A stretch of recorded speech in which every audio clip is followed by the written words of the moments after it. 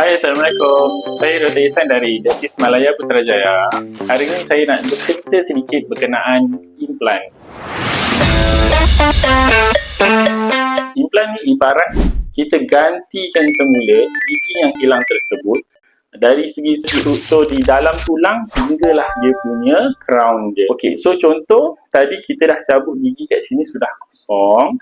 So selepas tulang situ dah sembuh, kita akan opt for letak dia punya implan, atau terms dia kita panggil dia screw lah. Okay? So selepas kita dah letak dia punya implan, kita akan biar dia sembuh. Biar ada satu proses kita panggil osteointegration. Maksud dia kita nak tulang dengan implan tersebut dia dah firm enough, dia dah kuat, cukup kuat untuk kita tampung. Kemudiannya adalah kita buat dia punya prostesis. Sama ada kita buat crown sebiji macam ni, kita ganti balik, ada gigi balik, ataupun ada juga yang opt for gigi palsu pun boleh. Ada yang opt for ni ada prostesis untuk melekatkan pada implan tersebut.